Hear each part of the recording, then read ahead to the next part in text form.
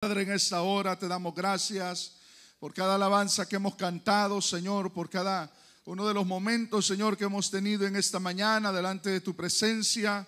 Hoy nos disponemos a oír tu palabra, Padre. Te pido que pueda yo ser un canal en este día usado por ti, Dios mío, y que tu pueblo pueda ser, Señor, un pueblo receptivo, Señor eterno, a tu palabra. Gracias, Señor, en tus manos pongo este tiempo. Amén y amén.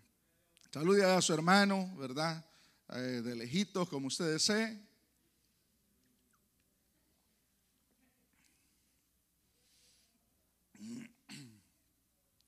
Fíjese, hermano, de que, bueno, creo que esto es para, sobre todo para los jóvenes solteros que no tienen hijos. Pero cuando uno experimenta ser padre, creo que hay diferentes cosas que uno entiende, ¿verdad? Diferentes cosas que no entendía antes, diferentes sentimientos que no tenía antes, que ahora los empieza a descubrir y a tener. Y entre todos esos sentimientos de padres está el sentimiento de preocupación del día de mañana de los hijos de uno, ¿sí o no?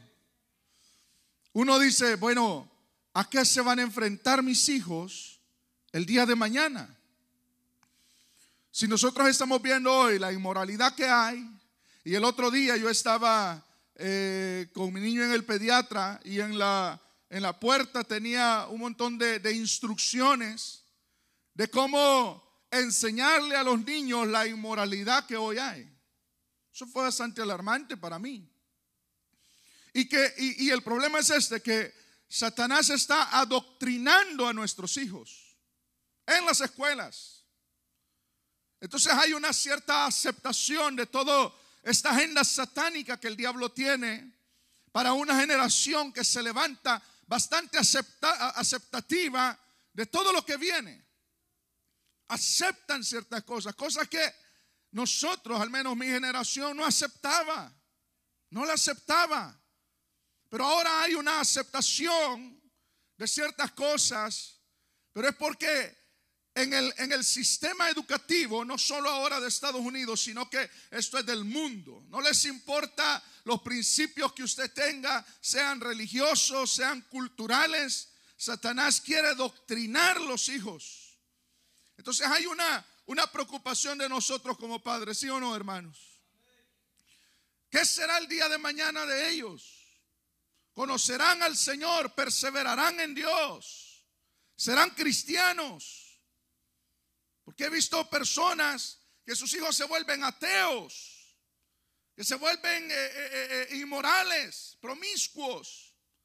Entonces, toda esta preocupación le envuelve a uno, pero en este día he sentido de parte del Señor hablar esto. El creyente no tiene, en realidad no tenemos quizás el conocimiento educativo, quizás no tengamos títulos de psicología para educar nuestros hijos, o quizás no tengamos tantos recursos, pero tenemos el Espíritu Santo de Dios. Tenemos la palabra de Dios y tenemos un Dios vivo que puede guardar nuestras generaciones. Él dice que Él será refugio para nosotros de generación en generación en generación. Hay una promesa. Padres amados, hay una promesa para nosotros. Padres amados, hay una promesa para nuestros hijos. Hay una promesa para nuestros nietos, amados padres. Hay promesa que aun cuando usted y yo nos vayamos a la tumba, hay promesa de que estas generaciones seguirán conociendo el poder de la salvación de Dios. ¿Cuántos lo creen? ¿Cuántos lo creen de verdad? Yo lo creo, dígale, yo lo creo, yo lo creo. Usted puede ver hoy a su hijo distraído, lo puede ver a su hijo como sea. Yo pasé esa etapa de la juventud también, pero si Dios me guardó a mí, también guardará a mis hijos. Si Dios se dio a conocer a mí, se puede dar a conocer a mis hijos también. Entonces quiero que vayamos en esto poco a poco, paso a paso. Dios habla a través del profeta Isaías, y en medio de estos versículos Él dice: ciertamente en cautiverio ciertamente el cautivo será rescatado del valiente, y el botín será arrebatado del tirano, y tu pleito yo lo defenderé, y yo salvaré tus hijos. Óigame, mire, cuando usted estudia la historia del pueblo de Israel, eso es sorprendente. Pareciera como una nación indestructible. Una vez un gran escritor dijo: la única nación que es indestructible es el pueblo de Israel. ¿Y por qué? Histórico. Es que lo que le voy a decir ahora, esto no es un asunto que se ha hecho en un rincón. Esto todo el mundo lo sabe. ¿Quién no sabe que los judíos pasaron un genocidio de más de 6 millones de judíos? Y ahí están. La guerra de los 6 días, cuando las naciones árabes que están alrededor de ellos los querían destruir, interceptan un mensaje y se dan cuenta que las naciones árabes los quieren destruir. Y al interceptar este mensaje, ellos lanzan un ataque aéreo que en 6 días derrotaron a sus enemigos. Usted puede leer la historia de Israel, no solo de la historia que nosotros hemos visto con nuestros propios ojos, sino la historia desde miles de años antes. El Señor le dijo al pueblo de Israel: si tú no andas en mis estatutos, si tú no andas en mis caminos y adoras a otros dioses en lugar de mí, te esparciré por todas las naciones. Haré que vengan y te lleven, y tú aún tus propios hijos los comerás. Le pasó al pueblo de Israel. Practicó el canibalismo por los asedios que tuvieron, por desobedientes. Yo le voy a decir algo, cualquiera diría: pero qué Dios más cruel. No, Dios a ellos los había escogido como una nación especial. No hay otra nación, llame la nación que sea. Los alemanes no, los chinos tampoco, los latinos, cualquier país latinoamericano, nadie, ninguna nación puede decir: un tiempo mi rey fue el Dios creador del cielo y de la tierra. Pero Israel sí. Israel tiene la solvencia de decir: nuestra ley es la palabra de Dios. Dios se la dio a Moisés. Mis antepasados, los fundadores de la nación hebrea, son Moisés, Abraham, José. Pueden mencionar todos sus próceres que fundaron la nación, y no son cualquier persona. Entonces esta nación, debido a lo especial que eran delante de Dios, también tenían una demanda de Dios para ellos. Entienda, esto no solo es para el pueblo de Israel. El Señor dice: ustedes son real sacerdocio, nación santa, pueblo escogido por Dios. Deje de estar imitando al mundo y amando el mundo. Usted es especial. Las leyes suyas vienen de arriba, y Dios a nosotros nos va a demandar más de lo que le demanda al mundo. El mundo vive como quiera, hace lo que quiera, pero usted tiene a un rey a quien obedecer, tiene un Dios a quien servir. Su nombre es el gran yo soy, creador del cielo y de la tierra. Usted le sirve a Dios. Oyó, iglesia, usted le pertenece a Dios. Oyó, usted es especial tesoro para Dios. Oyó, usted le responderá a Dios. Entonces, en todo esto tenemos que entender de que si Dios escoge al pueblo de Israel, también tenía una demanda de su pueblo para con él. Israel no obedeció. Israel adoró a otros dioses que no eran dioses y se pervirtió. Y llegó un tiempo en su desenfreno de Israel que quemaban sus propios hijos, ofreciéndoselos a dioses paganos.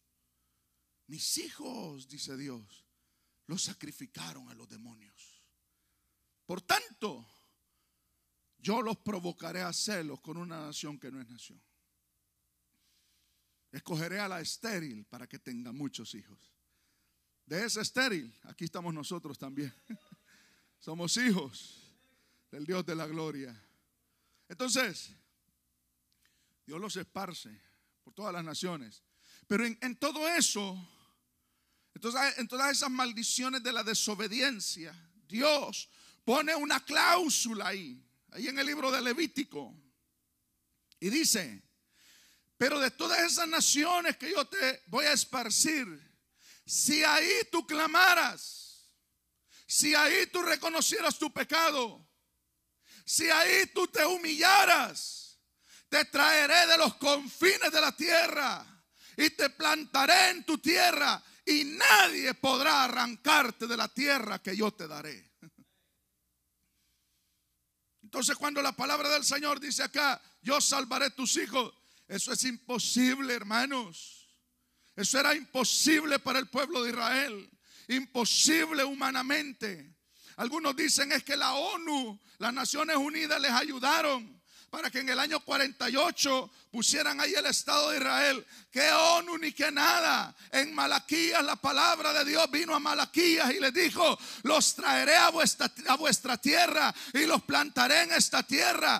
Plantarán viñas y comerán del fruto de la viña, y nadie podrá arrancarlos de esta tierra. Ni los libios, ni los árabes, ni los egipcios. Nadie ha podido arrancar a Israel de donde está, porque el Dios de ellos es Dios de verdad. El Dios de ellos lo prometió y lo hizo. Y ahí podemos ver la palabra de Dios cumplida. Qué bueno es Dios. Yo salvaré tus hijos. Yo salvaré tus hijos. Eso era imposible. Remotamente en el pensamiento de algún presidente se le iba a dar de que después de esta gran matanza quedara un judío vivo.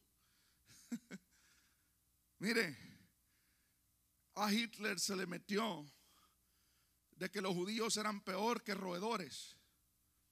Se le metió que los judíos eran la plaga que estaba contaminando el mundo entero.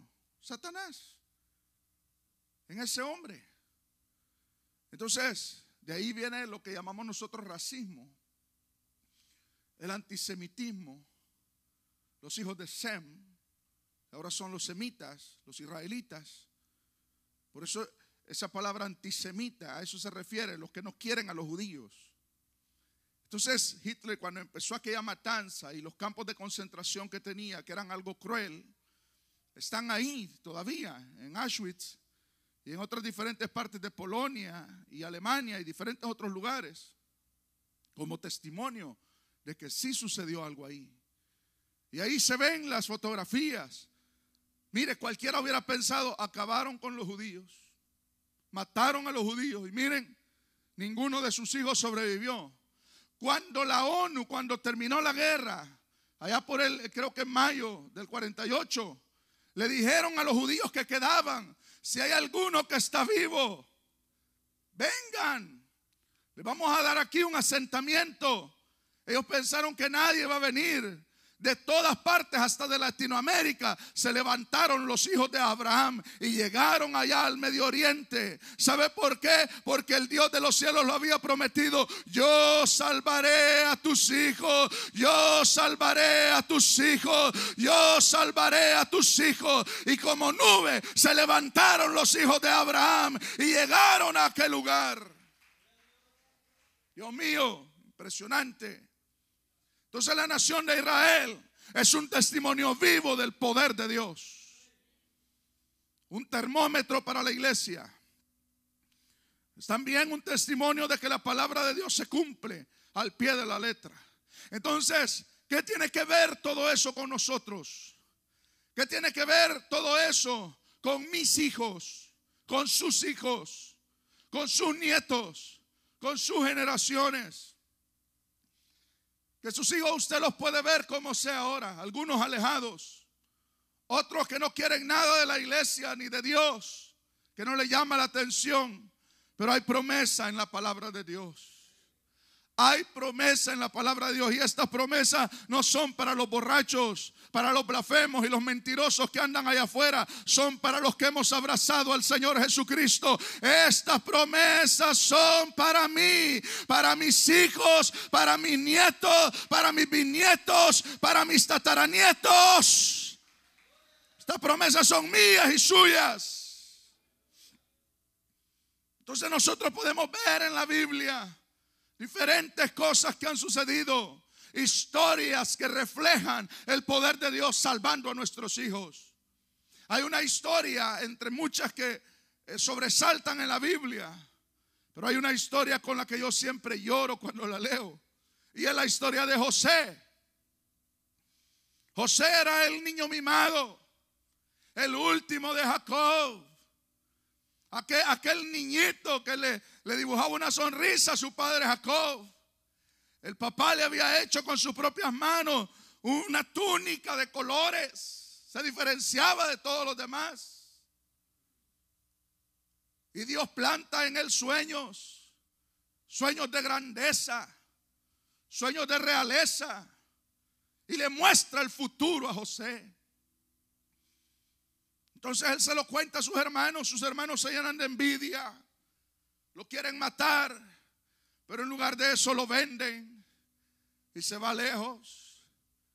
Y Jacob, que esperaba en casa, solo recibe la túnica desgarrada, manchada de sangre de cabra. Y le dicen los hermanos: tu hijo ya no está. Solo encontramos esta túnica en medio del desierto, en el camino. Probablemente una bestia lo mató. Y Jacob entra en una tristeza. No sé cómo se podría superar la muerte de un hijo. Eso debe ser algo terrible. Entonces Jacob estaba triste. Pero hay promesas de Dios para nosotros como la de Jacob. Bendito será el fruto de tu vientre. Bendito será el fruto de tu vientre. ¿Oyeron, hermanas? Amadas hermanas, bendito será el fruto de su vientre. Hoy lo puede ver como sea, pero hay una bendición de Dios que lo alcanza a él, al perdido, al lejano, al que está allá. Dios lo puede traer con lazos de amor. No pierda la esperanza.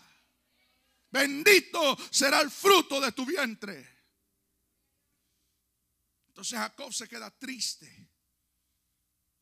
¿Usted se imagina todos esos años? Entre 17 a 20 años.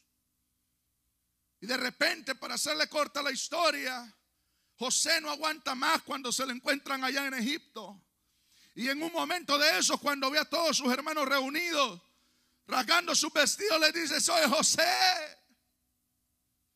Ya con una barba tupida, como señor en Egipto. Les dice: soy José, ¿no me conocen? Y a ellos se les van los colores, como decimos. Este nos va a matar ahora, porque lo vendimos, porque lo quisimos matar. Pero José dice una palabra: no, que no les pese haberme vendido para llegar a Egipto, pues esto ha venido de la mano de Dios para ahora hacer lo que ustedes están viendo, preservarle la vida a ustedes y a mi padre. Díganle a Jacob que venga, le voy a mandar carruajes. Hermanos, entienda, esa historia no está ahí para que nos conmueva solamente, no. Ese Jacob ahora está en el reino de los cielos, pero usted ha quedado aquí en la tierra. La fe de Jacob es la fe suya. También como Jacob, su simiente fue bendita, también la simiente suya será bendita. Alcanzarán el favor de Dios nuestros hijos. Yo lo creo. Si nadie lo quiere creer, yo lo creo. Así como Dios me alcanzó, lo puede alcanzar a mi hijo. Así como Dios me salvó a mí y mi familia, puede salvar los hogares de mis hijos. Hay un Dios de poder en los cielos que vela por lo nuestro, que vela por nosotros. Oh, qué reencuentro. Dice la palabra del Señor que cuando Jacob no creía, él había tenido otro hijo en su vejez, además de José, después que José había desaparecido. Se lo habían llevado todavía. Pero cuando Jacob mira los carruajes que vienen de Egipto con los soldados para llevárselo a él y a todo lo que él tenía para que viva en Egipto, él dice: ahora sí creo, vamos, porque mi hijo José vive todavía. Y cuando llega a Egipto, la palabra del Señor dice que José y Jacob se reencuentran. Dice que se dieron un abrazo y lloraron largamente. Yo no sé cuál sea la situación suya con sus hijos, y quizás al relatar esto me conmuevo, pero yo creo en el Dios de Jacob, yo creo en el Dios de Abraham, yo creo en el Dios de Isaac. Yo creo, mi alma se estremece con este Dios. Si Dios pudo cuidar a José en la casa de Potifar, en Egipto, en una nación desconocida, y lo pudo cuidar mientras andaba en el desierto sin refugio alguno, huérfano en aquel lugar, y llegó a la cárcel y lo cuidó ahí, cuidará a su hijo en la universidad, lo cuidará en el trabajo donde está, lo cuidará cuando se case, lo cuidará a él. Y un día esos hijos que se fueron a estudiar lejos volverán con hijos nuevos y lo llenarán a usted de alegría como abuelo, y usted les enseñará el camino de la verdad y de la salvación de Dios. ¿Cuántos lo creen? Esa es la herencia de Jehová para sus siervos. José. Muchas veces nosotros nos preocupamos, hasta de más a veces, pero entienda, mire, quiero que se vea usted que no ha crecido quizás en un hogar cristiano y que ha andado en lugares de mala muerte, como decimos. Hermano, no le quiero traer malos recuerdos, pero usted, algunos de los que están acá, han andado en malos pasos bien malos. Y han andado en sombra de valle de muerte que no le daba miedo. Usted infundaba miedo en los demás. ¿Me explico? Usted, no sé, anduvo. Algunos, vuelvo y repito, no quiero recordar esa vida mala, pero es necesario. Se embriagaron en lugares tan terribles y no saben ni cómo llegaron y despertaron en la casa. Vivieron vidas terribles, momentos de su vida terribles. Gente que me ha contado, a mí me encañonaron con un rifle. Un hermano me cuenta cómo en el tiempo de la guerra en Centroamérica lo agarraron a él, la guerrilla, y a otro compañero de él. Y los dos estaban viendo para abajo, acostados, con el fusil aquí, atrás de la cabeza, a modo de ejecución. Y me cuenta él, que hoy es pastor. Hermano, los dos nos echamos a correr. Los dos. No teníamos otra opción. Y le dispararon a mi amigo. Y a mí me dejaron vivo. Me escapé. ¿Cuántos testimonios de esos habrán acá? Que los encañonaron. ¿Cuántos testimonios habrán de que no se fueron en una sobredosis? O no están enfermos de cirrosis. No están atados a una máquina en el hospital. Y un día el Dios de los cielos alumbró el camino tenebroso en el que usted caminaba y lo salvó. Y casi como que puedo oír esas palabras de Dios para mí y para usted: con amor eterno te he amado, por tanto te prolongué mi misericordia. Y no se murió en la cantina. Y no se murió de una sobredosis. Y no se murió de un disparo. Está esta mañana acá alabando a Dios. Está en este lugar con vestiduras nuevas, con cántico en sus labios, con un corazón nuevo. Alguien da gloria a Dios esta mañana. Alguien dice gloria a Dios este día. Alguien se quiere acordar de la misericordia de Dios. Dios mío, usted que no tenía Dios en el más remoto de sus pensamientos, no pensaba en Él. Las iglesias eran un atajo de locos, y ahora está aquí adorando a ese Dios todopoderoso. Dios mío, sí, yo quiero que usted entienda, es que quiero llegar a este punto. Si usted que no pensaba en Dios, si usted que veía esto como una locura, si usted que nunca tocó una Biblia en el mundo, que lo que más conocía era diferenciar un trago de otro. Dios lo salvó. Cuanto más a su hijo, que usted le ha enseñado cómo puede la palabra de Dios. Le ha dado un ejemplo, lo ha traído a la fuerza, arrastrado a la iglesia. Si usted conoció a Dios en valle de sombra de muerte, ellos conocerán a Dios en medio de una alabanza en un templo, porque Dios es fiel a su promesa. Dios es fiel a lo que Él nos ha dicho.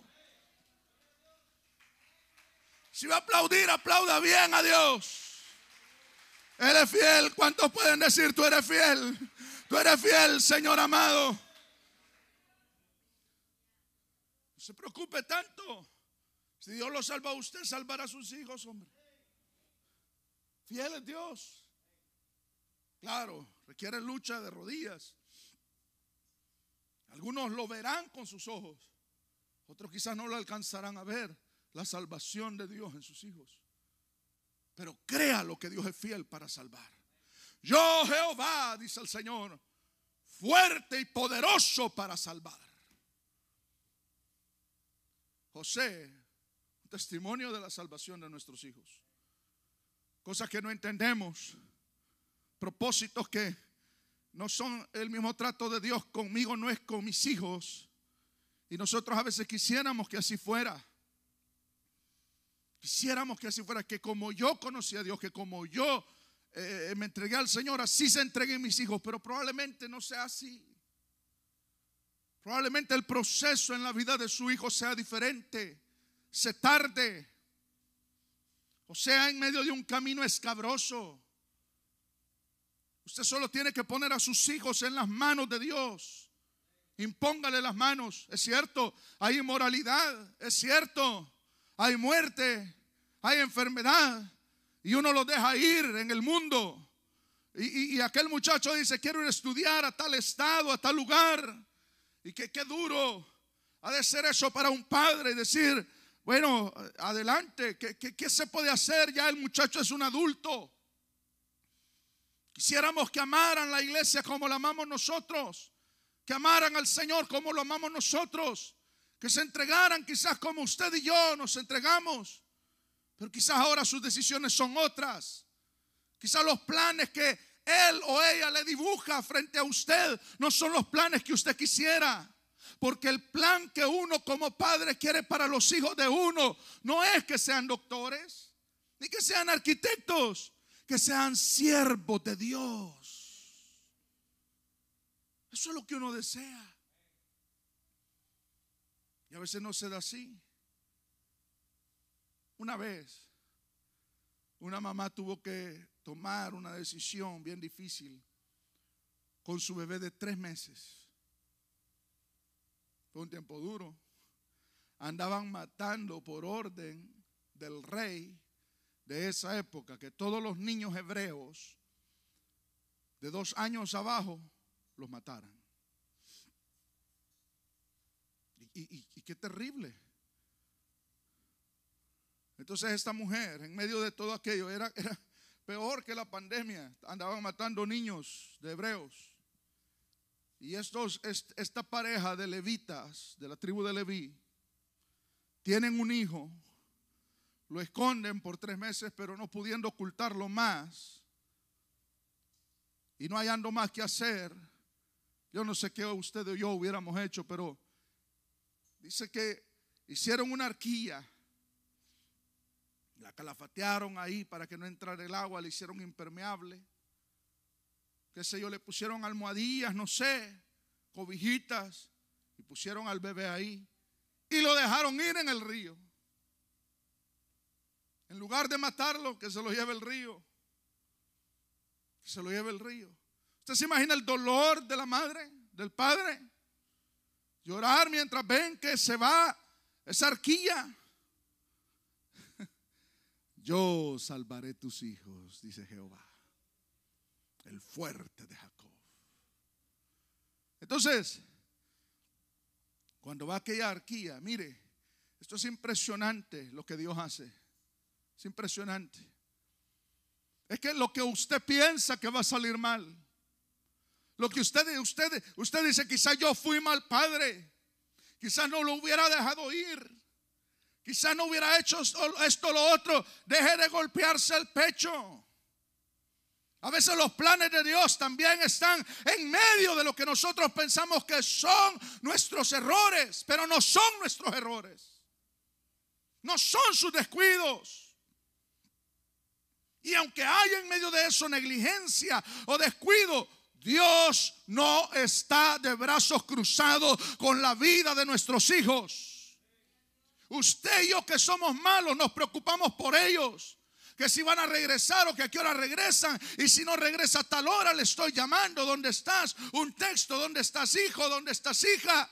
Si yo que soy malo, si yo que no cumplo la regla que Dios desea, si yo que no lleno los requisitos que Dios desea, soy así con mis hijos, cuanto más el Dios de los cielos, que Él dice: yo soy bueno, Jehová es bueno y para siempre es su misericordia.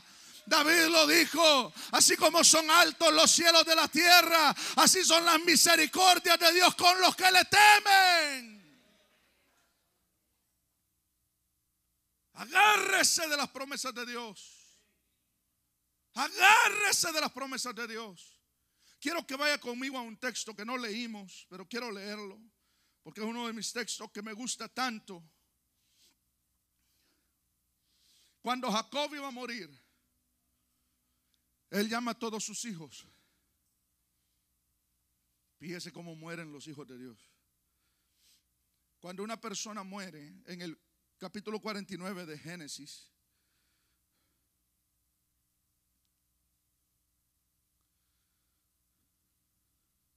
cuando una persona muere hay una transición de lo terrenal a lo espiritual. Entonces, cuando los siervos de Dios mueren, y lo tenemos registrado acá, están casi con un pie ahí arriba, están conectados con Dios, y reunían a sus hijos y proferían unas bendiciones que eran profecías que hasta este día afectan a la raza humana. Fíjese lo que dice Génesis capítulo 49, verso 22. Esta es la bendición de Jacob a su hijo José. Rama fructífera es José, rama fructífera junto a una fuente, cuyos vástagos se extienden sobre el muro. Le causaron amargura, le asaetearon y le aborrecieron los arqueros. Mas su arco se mantuvo poderoso y los brazos de sus manos se fortalecieron por las manos del fuerte de Jacob.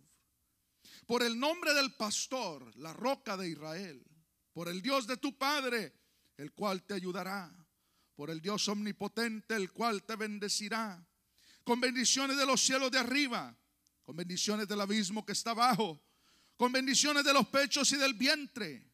Las bendiciones de tu padre fueron mayores que las bendiciones de mis primogenitores, de mis progenitores. Hasta el término de los collados eternos serán sobre la cabeza de José y sobre la fuente del que fue apartado de entre sus hermanos. ¿Sabe lo que me gusta de esta profecía?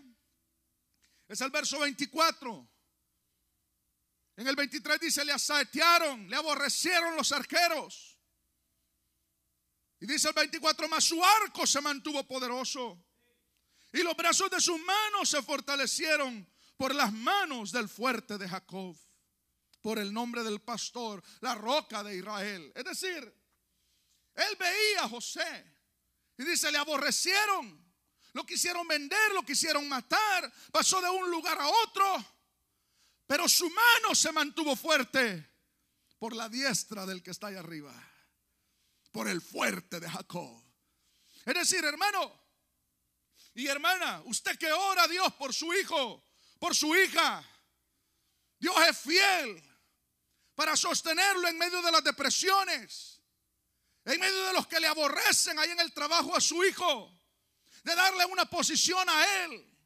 Es cierto, a veces él no entenderá de dónde viene la fuerza, pero la fuerza vendrá de aquel a quien usted le ora, de aquel a quien usted ora por él, Hermano, entienda, la oración es poderosa para rescatar a nuestros hijos de las garras del diablo. No deje de orar, no deje de interceder, no deje de luchar contra el diablo por sus hijos. Vale la pena orar por los hijos, vale la pena ponerle las manos a los hijos, aunque tengan 20 o 30 años. Cada vez que lo vea, póngale la mano en la cabeza. Hay un Dios que oye la oración. Hay un Dios que oye la intercesión suya. Aunque el hijo lo vea y diga: qué raro mi mamá, qué raro mi papá, andan orando todavía por mí como que soy un niño pequeño. No, no es eso. Es que hay un Dios que oye la oración. Y los hijos no dejan de ser hijos aunque tengan 40 años, ¿verdad? Mi baby, dicen las hermanas. Ya todo barbudo. Amén. Ya va 45 años, pero es mi baby, dice. Qué tremendo, ¿no?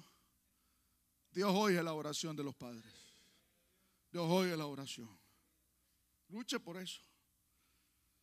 Entonces, cuando nosotros vemos a Moisés,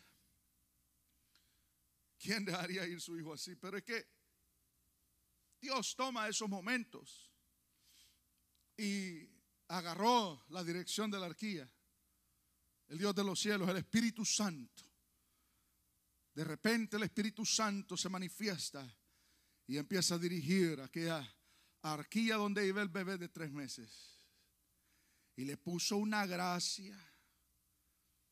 Y llegó hasta donde estaba la hija de Faraón bañándose en el río con sus doncellas. Y abre la arquía porque el niño probablemente iba llorando. Y la hija de Faraón dijo: este es un hijo de los hebreos. Pero qué bonito este niño, como el suyo. Qué lindo, una gracia, porque el Espíritu de Dios ya había tomado control. Cuando usted pierde el control de sus hijos, Dios toma el control, las riendas. Cuando usted ya no puede corregir, cuando ya no le oigan sus palabras, oirán al Dios de la gloria, créalo. Puede ser de que usted diga: perdí el control de mis hijos. Dios no ha perdido el control de nada.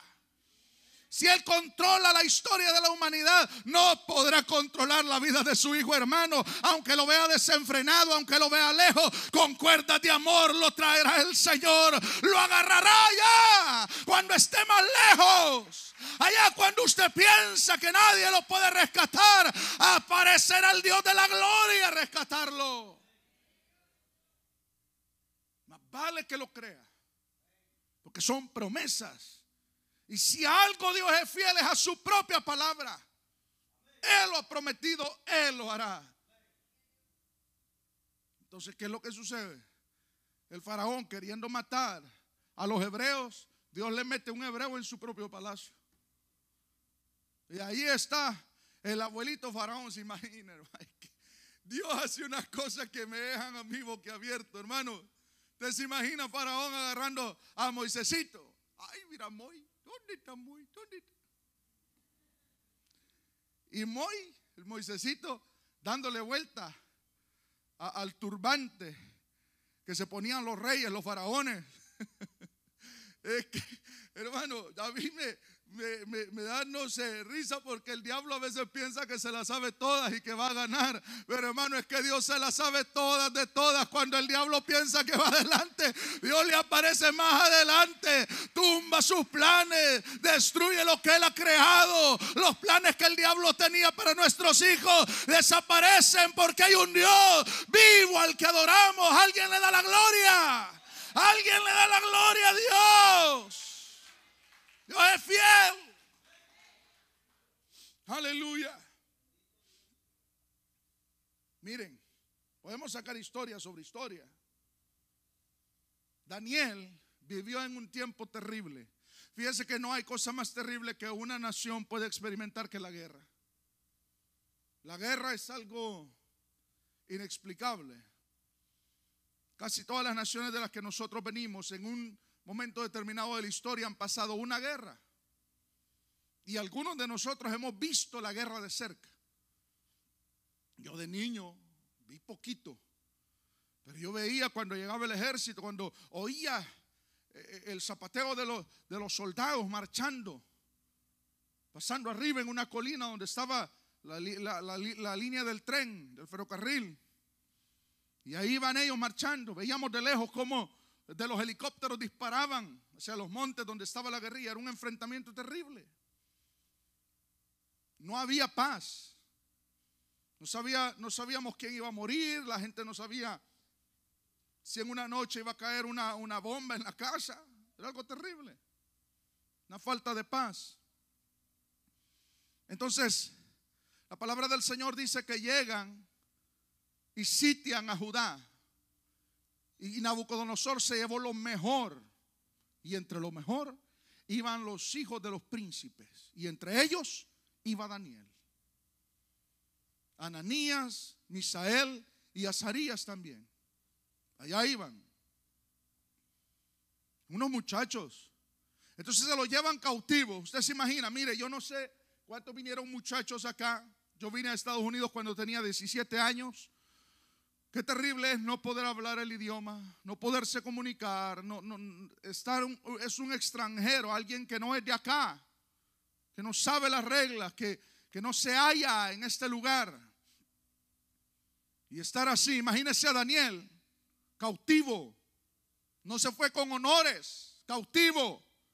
Y sabe que la posición de Daniel y de sus amigos requería, la ley babilónica requería que ellos fueran capados, porque ellos iban a estar en el palacio del rey. Es decir, Daniel fue uno de los pocos en la Biblia que no pudo tener familia, no pudo tener hijos.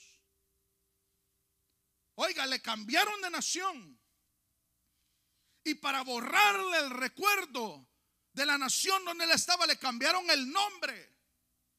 Le pusieron Belsasar. Le querían borrar el cassette, le querían resetear la mente. Pero gracias a Dios que Daniel y sus amigos habían tenido un encuentro verdadero con el Dios de la gloria. Les borraron todo, les cambiaron la ropa, les cambiaron su manera de comer, se la querían cambiar, su manera de comportarse se la querían cambiar, pero no le pudieron arrancar del alma el encuentro que él había tenido con Dios. No le pudieron arrancar la ley de Dios del corazón.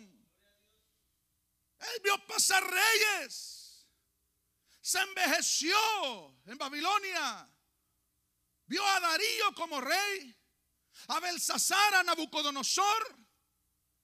Reinos pasaron, pero el siervo de Dios se mantenía como un roble. Oiga, este joven, yo no sé, la Biblia no narra quiénes fueron sus padres, de dónde venía, si estaban vivos sus padres. Pero a veces lo que uno tiene por perdido no está perdido. Dios todavía tiene planes con esa gente. Eso que usted les enseñó de niño, hay que orar para comer. Mira, acércate a Dios cuando tú no puedas más. Mira, te voy a enseñar esta historia bíblica. Todo eso que usted piensa que se le ha olvidado al niño, cuando sea un adulto se va a acordar de que mamá o papá le enseñaron que había un Dios en los cielos que ayuda en la necesidad, que responde en el problema, que no es de yeso, que no es de madera, que no es de metal, no es hecho por manos de hombre. Ese Dios está sentado en su trono de gloria y Él ayuda y Él responde a los que se humillan delante de Él. Se acordarán de Dios. Porque para todo aquel que vive lejos de Dios, siempre hay un ay. Siempre está planeando Satanás su fracaso, su muerte. Un día Dios le habla al pueblo de Israel y le dice: ¿sabes cómo te voy a salvar? Como aquel pastor que arrebata la oveja de la boca del lobo, de una oreja. Lo que quede de ahí te salvaré. Y a veces Dios así tiene que salvar a los hijos. De una oreja, de lo que queda. Con cicatrices, con manchas en el cuerpo, con lo que sea. Pero Dios es fiel para salvar. Había una hermana en una iglesia que pasaba y oraba. o pedía oración. Hermanos, oren por mi hijo. El hijo tremendo, terrible el hombre. Hermanos, oren por mi hijo, Dios lo puede salvar. La insistencia. Oren por mi hijo. Ahí pasaba la hermana en una de nuestras iglesias acá en Estados Unidos. Un día, este famoso hijo, que ya es un hombre, ¿no? Él se bajó. Voy a tratar de relatar la historia de lo que me acuerdo. Él se bajó porque el carro se le quedó a la orilla del freeway una noche. Y él se baja a querer, no me acuerdo si era cambiar una llanta, pero estaba ahí tratando de cambiar la llanta. En eso se va para el baúl del carro. Mientras él está atrás del carro, otro vehículo que no lo mira se estrella con el carro de él. Y él queda remachado entre los dos carros. El otro carro, el otro conductor, por tratar de huir, aceleraba.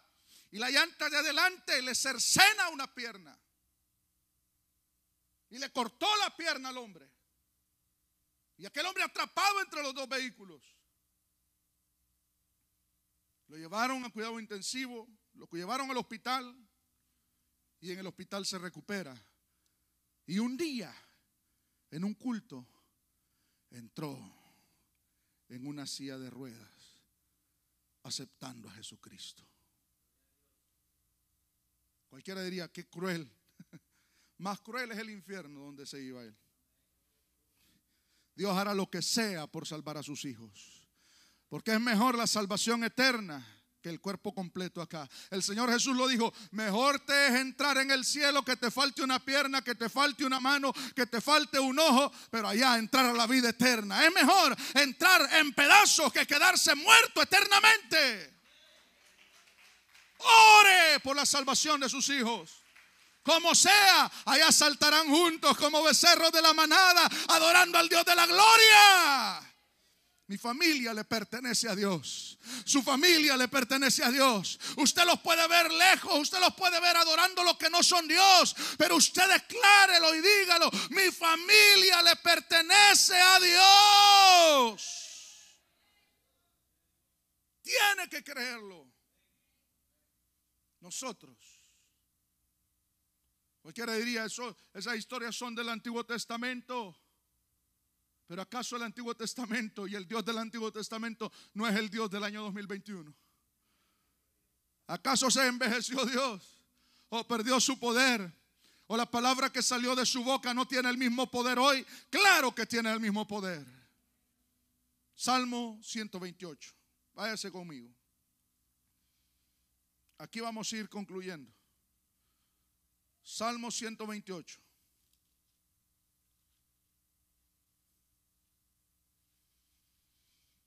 Oh, aleluya, alabado sea el nombre de Jesucristo.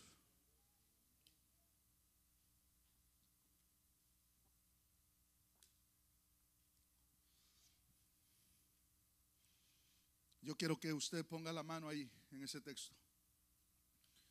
Antes de leerlo, y dígale: esto es para mí. Ponga la mano ahí y dígale: Señor, esto es para mí, para mi familia, para mis hijos. Bienaventurado todo aquel que teme a Jehová, que ande en sus caminos.